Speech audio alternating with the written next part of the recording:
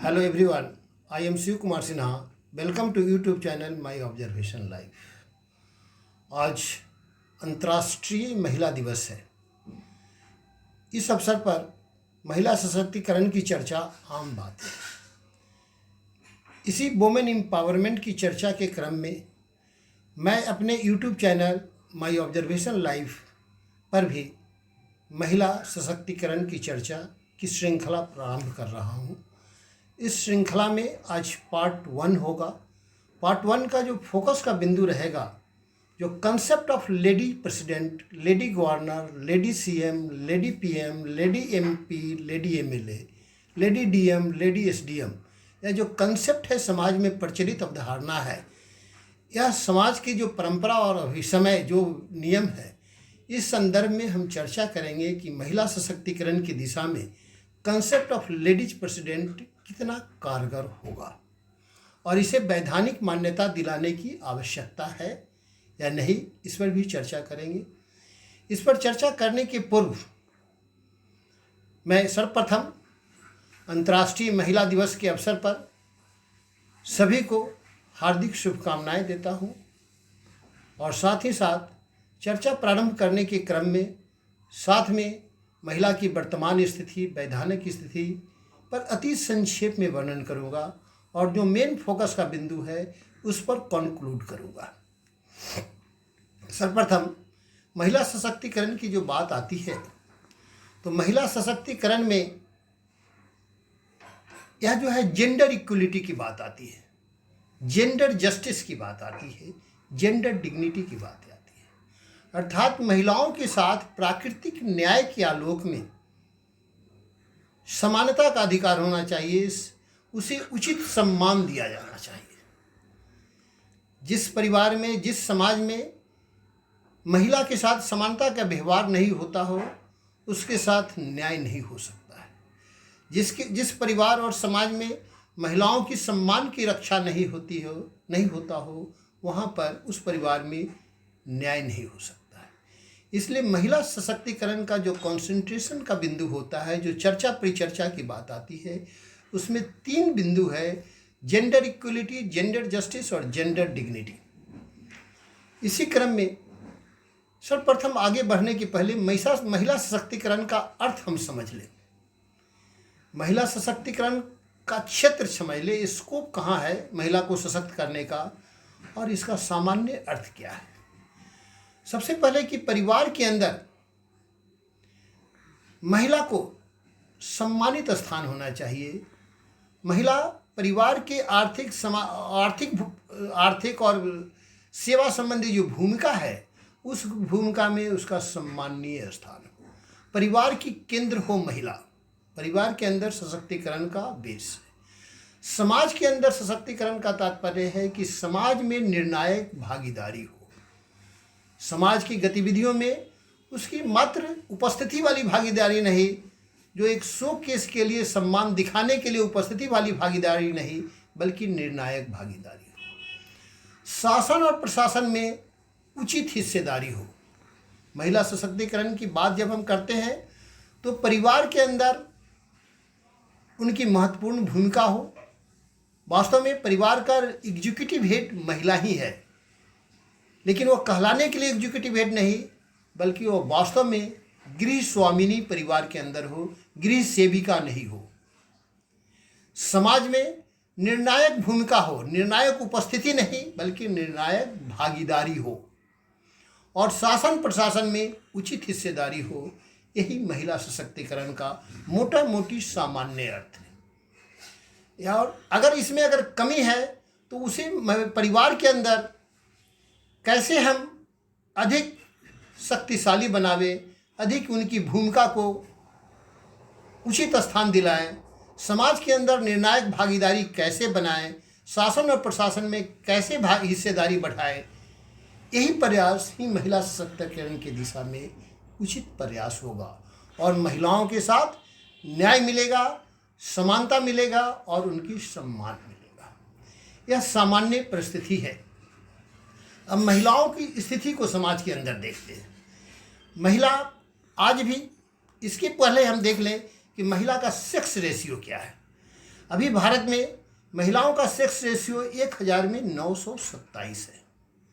आप देखेंगे जनसंख्या की दृष्टि से 1000 में 927 है, लेकिन मतदाता सूची में आज भी महिलाओं की संख्या 1900 से नीचे महिलाएं हैं, अर्थात मिसिंग है महिलाएं।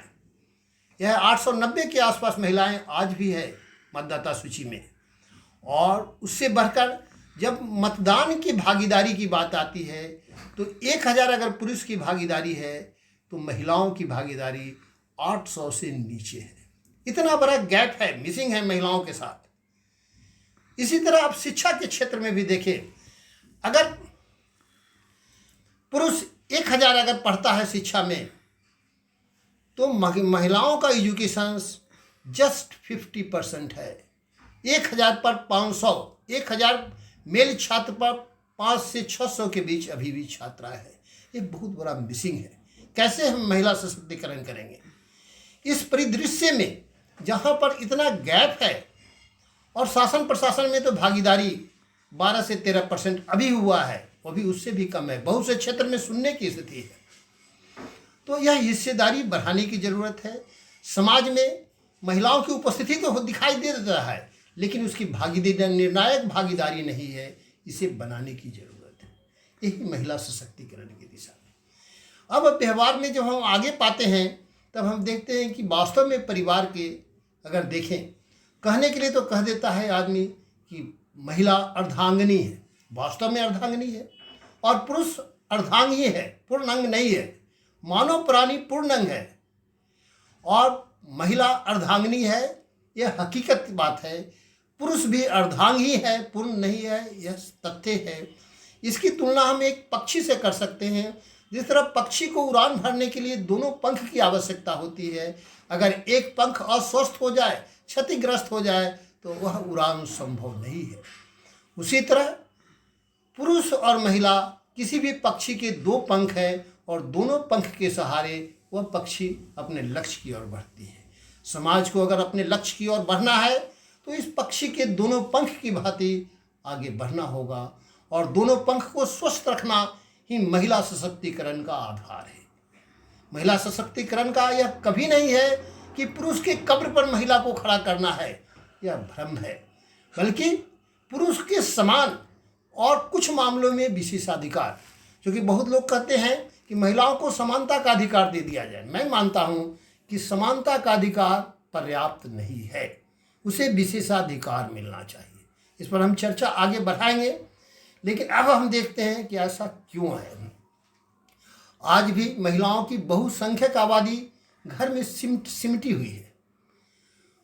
वह घर के बाहर के भागीदारी उसकी नहीं है। पुरुष वर्ग सामाजिक और आर्थिक प्रक्रिया में शामिल है और उस पर का प्रभाव है। परिवार के अंदर की भी आर्थिक प्रक्रिया और सामाजिक भूमिका में पुरुष वर्ग का इंटरफेरेंस है। परिणाम क्या होता है?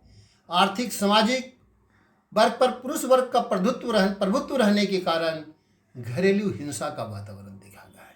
महिलाओं के साथ उपेक्षा का माहौल होता है, घरेलू कलह उत्पन्न होता है, पारिवारिक तनाव होता है, महिलाओं के साथ दुर्व्यवहार होता है, महिलाओं के साथ उपेक्षा होती है, और नौबत अगर आगे बढ़ जाती है तो परिवार भंग भी हो जाता है। और परिवार भंग की स्थिति में महिला अपने आप को हारी हुई महसूस करती है। परिवार भंग के प्रारंभिक अवस्था में भले वह कानूनी संरक्षण के कारण वह सफल दिखाई देती है, लेकिन अंततः महिलाएं अपने आप को हारी हुई अवस्था में पाती है। इसलिए महिला सशक्तिकरण हर दृष्टि से होना चाहिए। आर्थिक, सामाजिक और परिवार के अंदर भी महिला का सशक्तिकरण आवश्यक है। नारी मुक्ति आंदोलन की परिचर्चा में देखते हैं तो यह एक पुरुष वर्ग के प्रति विद्रोह की प्रवृत्ति नहीं है, बल्कि महिला को सशक्तिकरण का है। कुछ लोग कहते हैं कि यह पुरुष वर्ग के प्रति विद्रोह का सूचक है। ऐसी बात नहीं है। ठीक है, पुरुष का जो सोच था उसके प्रति कुछ महिलाओं के साथ जो अन्याय हुआ उसके कारण विद्रोह हुआ, और उस विद्रोह के कारण अंतर्राष्ट्रीय स्तर पर नारी मुक्ति आंदोलन की बात चली। लेकिन यह एक पक्षीय बातें हैं। महिला जब सशक्त हो जाएगी तो विद्रोह का क्या प्रश्न है? सशक्तिकरण ज़्यादा महत्वपूर्ण है। जब महिलाओं की भूमिका की स्थिति देखते हैं तो भूमिका पर जब हम गौर करते हैं और पुरुष के जीवन और महिलाओं के जीवन के संदर्भ में, तो हम पाते हैं कि पुरुष का जन्म कहीं न कहीं महिला के गर्भ से ही होता है, इसलिए उसकी जन्मदात्री महिला का गर्भ ही है। पुरुष का बाल्यावस्था महिला के बिना असहाय है। पुरुष का किशोरावस्था महिला के बिना दिशाहीन है। पुरुष का युवावस्था महिला के बिना आनंद रहित है। पुरुष का प्रौढ़ावस्था महिला के बिना बोझिल है और पुरुष का वृद्धावस्था महिला के बिना संतावना शून्य है। अर्थात हर स्तर पर पुरुष के बिना महिला के बिना पुरुष अधूरा है, अपंग है। इसलिए महिला की भूमिका ज़्यादा है। फिर हम आगे बढ़ते हैं, परिवार चक्र के संदर्भ में देखते हैं कि पुरुष और महिला की क्या स्थिति है। तो एक पुरानी कहावत है कि man has his will but woman has her way. पुरुष अपनी इच्छा व्यक्त करता है, लेकिन महिला अपना रास्ता तलाश लेती है। उसकी एग्जीक्यूटिव फोर्स महिला में अधिक है। इसलिए अगर संवैधानिक भाषा में देखा जाए, एग्जीक्यूटिव, लेजिस्लेटिव और जुडिशियल टर्म में अगर देखा जाए परिवार के संगठन को, तो परिवार की रियल एग्जीक्यूटिव हेड महिला होती है। वास्तविक एग्जीक्यूटिव हेड महिला है। अगर रिश्ता की दृष्टि से देखा जाए महिलाओं की भूमिका, तो शादी के पहले कोई भी स्त्री पुत्री के रूप में रहती है, बहन के रूप में रहती है, ननद के रूप में रहती है, बहन के रूप में रहती है, बुआ के रूप में रहती है, भतीजी के रूप में रहती है, मौसी और साली के रूप में रहती है। शादी के बाद भी महिला पत्नी के रूप में रहती है, बहू के रूप में भूमिका निभा करती है, भाभी के रूप में रहती है, चाची के रूप में रहती है, मामी के रूप में रहती है, माँ के रूप में रहती है, दादी के रूप में रहती है, नानी के रूप में रहती है। कितना व्यापक भूमिका है महिलाओं का। दायित्व की दृष्टि से भी देखा जाए तो दायित्व की दृष्टि से शादी के बाद पति के साथ पति के आनंदमय जीवन की आधार है महिला। परिवार रचना, संतान की उत्पत्ति और नए रक्त संबंध पर आधारित परिवार रचना की आधार है महिला। बच्चों को लालन पालन पोषण शिक्षा का आधार है महिला। ज्ञात हो कि अभिमन्यु माँ के गर्भ में ही चक्रव्यूह की शिक्षा सीख लिया था। अर्थात माँ के गर्भ और गोद में जो बच्चों का शिक्षा और संस्कार मिलता है, उसकी तुलना कहीं नहीं की जा सकती है। इसलिए महिला की कितनी अधिक भूमिका है, इसको आप सोच सकते हैं, कल्पना कर सकते हैं। फिर आगे हम बढ़ते हैं, उसके कार्य की दृष्टि से देखते हैं कि महिला की कार्यात्मक भूमिका क्या है। उसमें देखते हैं कि परिवार के अंदर परिवार के सभी सदस्यों का टाइम मैनेजमेंट, समय प्रबंधन महिला करती है। परिवार के अंदर सभी सदस्यों को कार्य करने में कितना ऊर्जा इन्वेस्ट होता है, एनर्जी मैनेजमेंट महिला करती है। सभी सदस्यों के ज्ञान और कौशल का प्रबंधन माने नॉलेज एंड स्किल मैनेजमेंट महिला करती है। सभी लोगों को रुचि को ध्यान में रखकर उसके प्रबंधन, इंटरेस्ट मैनेजमेंट महिला करती है। रिश्ता का रिलेशन की प्रगाढ़ता का प्रबंधन महिला करती है। कितना व्यापक कार्य है। घर के अंदर भी देखते हैं कि फूड मैनेजमेंट महिला करती है। भोजन की व्यवस्था सारे महिला करती है। परिवार के सभी सदस्यों का वस्त्र मैनेजमेंट, कौन किस अवसर पर कैसा वस्त्र पहनेगा, कैसा गर्मी के सीजन में कौन सा वस्त्र पहनेगा, जाड़े के सीजन में कौन सा वस्त्र पहनेगा, कैसी उसकी आवश्यकता के अनुसार किस अवसर पर किस तरह का वस्त्र पहनना है, इस वस्त्र मैनेजमेंट महिला करती है। घर में कौन सामग्री है, घर में किसको किस तरह की सेवा की जरूरत है, माने गुड्स एंड सर्विस मैनेजमेंट महिला करती है। सभी लोग परिवार के जीवन स्तर का निर्धारण महिला ही करती है। कौन सा परिवार में किस तरह से गेस्ट आने पर उसका स्वागत होगा, कैसे खाने की व्यवस्था, पीने की व्यवस्था, रहने की व्यवस्था महिला करती है। निवासन की सारी व्यवस्था है। इवन पड़ोसी से क्या संपर्क होगा, बगल के महिलाओं से क्या संपर्क होगा, रिश्ता नाता क्या होगा, माने कम्युनिकेशन मैनेजमेंट भी महिला ही करती है। कितना व्यापक महिलाओं का दायित्व है। रिश्ते की दृष्टि से, शादी की दृष्टि से, शादी के बाद दायित्व जो है, सास ससुर का बुढ़ापा का सहारा महिला है अविवाहित अवयस्क देवर ननद के सहारा तो महिला ही है। इसलिए महिला की भूमिका कितना है। इसलिए कहा जाता है कि यत्र नारी पूज्यन्ते तत्र देवता रमन्ते। हमारे समाज में, परंपरा में भी महिलाओं को सम्मान दिया गया है। तभी तो हम कहते हैं, भगवान राम के नाम के पहले हम सीता राम कहते हैं, राधे श्याम कहते हैं, राधे कृष्ण कहते हैं, गौरी शंकर कहते हैं। क्या महिलाओं की कितना महत्व समाज भी देता है। लेकिन कुछ विकृति सोच के लोग महिला को बोझ समझते हैं, लड़की को बोझ समझते हैं, उसे मुसीबत का पिटारा समझते हैं। यह उनका भ्रम है, यह उनके निकृष्ट मानसिकता का सूचक है, यह समाज के विकृत लोगों का सोच है।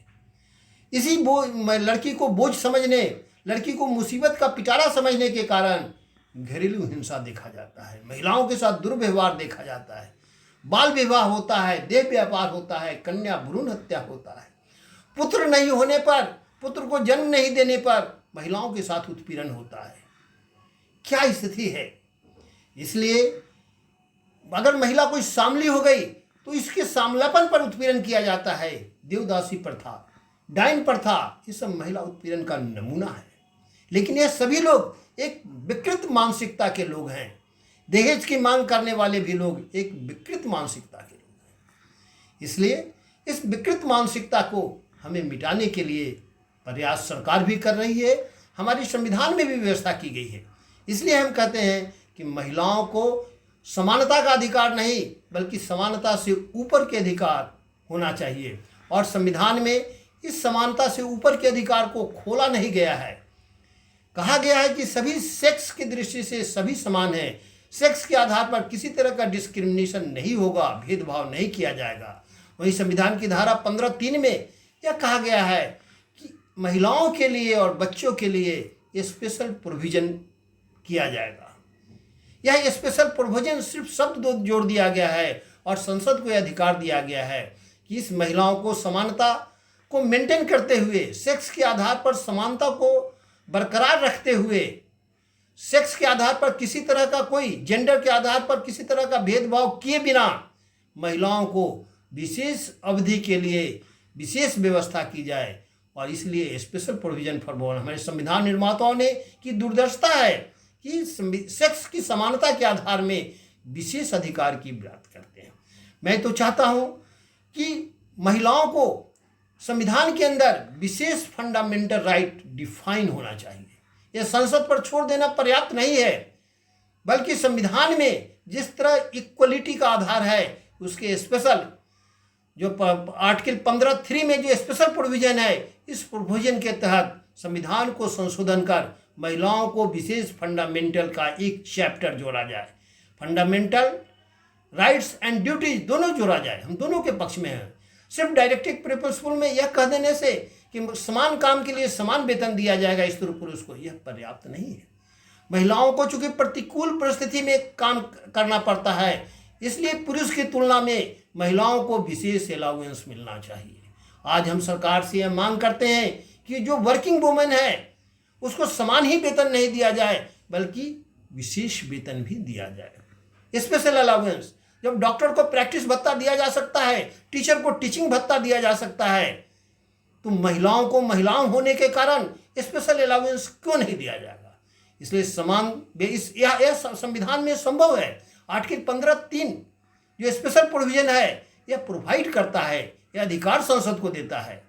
यह संसद को अधिकार देकर का मौन रहना पर्याप्त नहीं है, बल्कि यह व्यवस्था की जाए कि कम से कम 10% या 15% जो हो, जो स्त्री जेंडर के आधार पर जो समान काम के लिए समान वेतन है, उसको मेंटेन करते हुए 10% स्पेशल अलाउंस दिया जाना चाहिए महिलाओं को, विशेष भत्ता, क्योंकि उनका स्पेशल परिस्थिति में वो कार्य कर रही है। यह सरकार से हम मांग करते हैं। दूसरा जो मांग हम कर रहे हैं कि जैसे समाज में जो कन्वेंशन होता है, परंपरा होता है, ट्रेडिशंस होता है, वो अपने आप में एक कानून होता है। ब्रिटेन का संविधान और लिखित संविधान है और परंपरा पर पूरा कार्य चलता है। हमारा संविधान लिखित संविधान में है। इसमें परंपरा कम और लिखित ज़्यादा है। हमारे समाज में यह परंपरा है कि लेडीज प्रेसिडेंट, राष्ट्रपति अगर अपनी पत्नी के साथ किसी सार्वजनिक सभा में जाते हैं तो उनकी पत्नी को संबोधित किया जाता है लेडी प्रेसिडेंट के रूप में संबोधित किया जाता है, उनको लेडी प्रेसिडेंट के रूप में सम्मान दिया जाता है। हमारे गवर्नर साहब की पत्नी, गवर्नर साहब अगर अपनी पत्नी के साथ किसी सार्वजनिक सभा में जाते हैं तो समाज उन्हें लेडी गवर्नर के रूप में सम्मानित करता है और उनको पूछता है, सम्मान देता है। हमारे सीएम और पीएम साहब, इवन डीएम और एसडीएम साहब भी किसी सार्वजनिक सभा में अपनी पत्नी के साथ भ्रमण करते हैं तो वह सभा उनको जो सम्मान देता है, लेडी सीएम, लेडी पीएम कहता है, लेडी डीएम कहता है, लेडी एसडीएम कहता है। यह परंपरा में हम देखे हुए हैं, यह परंपरा बिल्कुल है। उसी तरह हमारे एमपी साहब और एमएलए भी अकेले नहीं, अगर अपनी पत्नी के साथ किसी सार्वजनिक सभा में जाते हैं, समारोह में जाते हैं, तो उनकी पत्नी को भी लेडी एमपी, लेडी एमएलए किया जाता है। यह हमारा परंपरा है। हम सरकार से मांग करते हैं इस परंपरा का एक्सटेंशन करते हुए संविधान में संशोधन करके कम से कम 2 व्यक्ति के लिए, एमएलए और एमपी के लिए, संसद सदस्य और विधायक के लिए, विधानमंडल के अंदर या संसद के अंदर अगर एमपी साहब, जो निर्वाचित एमपी साहब अपनी पत्नी के साथ संसद में जाते हो तो संसद में उनके निकट बैठने का अधिकार पत्नी को भी मिलना चाहिए। और पत्नी को बैठने का ही अधिकार नहीं, बल्कि स्पीकर के अनुशासन के अधीन उसे चर्चा और परिचर्चा में भी भाग लेने का अधिकार होना चाहिए। हम ये मानते हैं कि वोटिंग राइट निर्वाचित एमपी को ही हो, क्योंकि वह निर्वाचित है, निर्वाचित एमएलए की हो, लेकिन चर्चा परिचर्चा में भाग लेने का अधिकार उनकी पत्नी को हो। 2 चीज़ों संविधान में संशोधन कर किया जाए जो परंपरा में है कि अगर एमएलए एमपी अपनी पत्नी के साथ संसद के अंदर जाते हैं तो उसके बगल में बैठने की व्यवस्था उनकी पत्नी को होनी चाहिए। संसद की जो कार्यवाही चल रही है उस पर चर्चा और परिचर्चा करने का में भाग लेने का अधिकार स्पीकर के अनुशासन के अधीन उनके पत्नी को भी मिलना चाहिए। ऐसा करने से एक जो है महिला सशक्तिकरण की दिशा में एक क्रांतिकारी परिवर्तन आएगा। महिला सशक्तिकरण की दिशा में यह कदम एक मील का पत्थर साबित होगा। इतना ही नहीं, इससे जो कानून जो पारित होकर के निकलेगा संसद से, उसकी एक्सेप्टेबिलिटी बढ़ जाएगी। आज जो बहुमत के द्वारा जो कानून पारित होकर निकल रहा है और कानून बन रहा है, उसके एक्सेप्टेबिलिटी पर, उसके विरुद्ध कहीं ना कहीं बहुत आंदोलन देखा जा रहा है। चाहे कोई भी कानून हो, कानून का हम नाम नहीं ले रहे हैं, चाहे किसान का कानून हो या कोई कानून, लेकिन फिर भी इसकी एक्सेप्टेबिलिटी बढ़ाने के लिए उनकी पत्नी की उस बैठक में भाग लेना और चर्चा परिचर्चा में शामिल होना अनिवार्य है। इससे यह होगा कि कानून की एक्सेप्टेबिलिटी बढ़ जाएगी। कानून के लिए एक जो शर्त है कि कहा जाए नेचुरल एक्सेप्टेंस होना चाहिए, स्वाभाविक स्वीकृति मिलनी चाहिए और हैबिचुअल ओबीडियंस होना चाहिए, कानून का एक शर्त है। लोग ऐसा कानून सहज हो कि सहज ढंग से उसका पालन करे, आदतन पालन करे, ऐसा संसद कानून पारित करे। अगर उनकी पत्नी उसमें भाग लेती है, लेडी एमएलए, लेडी एमपी संसद में बैठती है, विधानसभा में बैठती है और संसद की कार्यवाही में भाग लेकर चर्चा परिचर्चा में के बाद जो कानून का प्रारूप अंतिम रूप से एक्ट बनता है, उसकी एक्सेप्टेबिलिटी मेरा मानना है कि कम से कम बहुत बड़ी संख्या में बढ़ जाएगा और इससे काफ़ी व्यापक परिवर्तन होगा और दुनिया को भारत एक नई महिला सशक्तिकरण की दिशा में नई राह दिखाएगा। इसलिए आज हम यह मांग करते हैं कि लेडीज प्रेसिडेंट और लेडीज गवर्नर का जो सामाजिक अवधारणा कंसेप्ट है, उसको लिखित रूप में वैधानिक अधिकार दिया जाए। एमएलए और एमपी के पत्नी को संसद में बैठने का अधिकार दिया जाए, स्पीकर के अनुशासन के अधीन उसे कार्यवाही में भाग लेने का अधिकार दिया जाए। और इसके लिए हम कानून मंत्री से और संसदीय कार्य मंत्री जो भी भारत सरकार के हों, उनसे अनुरोध करते हैं कि संसद में एक ऐसा विधेयक लाए, एक ऐसा बिल लाए जो इस आशय को वर्णित करता हो और इस पर खुला डिस्कशन हो करके एमएलए एमपी का जो समाज में कन्वेंशन है लेडीज एमपी कहलाने का, लेडी एमएलए कहलाने का, उसके संसद के अधीन भी इस बैठक में भाग लेने और कार्यवाही में शामिल होने के कारण इसे व्यवस्था की जाए ताकि जो है महिला सशक्तिकरण की दिशा में एक क्रांतिकारी कदम हो सके और यह महिला सशक्तिकरण की दिशा में एक मील का पत्थर साबित हो सके। आज मैं अपना विचार यहीं पर समाप्त करता हूँ, लेकिन साथ ही साथ सबसे अनुरोध करता हूँ कि अगर ये मेरा विचार अच्छा लगे तो इसे अच्छा बताएं, अगर ये हास्यास्पद लगे तो आप हंसे, कोई बात नहीं है, अगर ये व्यंग्यात्मक लगा तो व्यंग करें, कोई इसमें आपत्ति नहीं है, लेकिन सोचे जरूर। यह महिला सशक्तिकरण की दिशा में एक क्रांति कदम की दिशा में एक बहुत बड़ा पहल होगा। इस पर चिंतन करें, मनन करें, विचार करें और सरकार इस दिशा में एक पहल करे। यह बहुत ही बेसिक प्रयास होगा महिला सशक्तिकरण की दिशा में आगे बढ़ने का। इसलिए अब मैं अपने विचार वाणी को यहीं विराम देता हूँ। इसे अच्छा लगता है तो लाइक करें, शेयर करें, सब्सक्राइब करें। महिला सशक्तिकरण की श्रृंखला में अगले दिन फिर एक छोटे से टॉपिक को लेकर के विस्तृत वर्णन करेंगे। इसी तरह 6 या 7 टॉपिक में हम महिला सशक्तिकरण का चर्चा करेंगे। धन्यवाद। इसे लाइक करें, शेयर करें, सब्सक्राइब करें।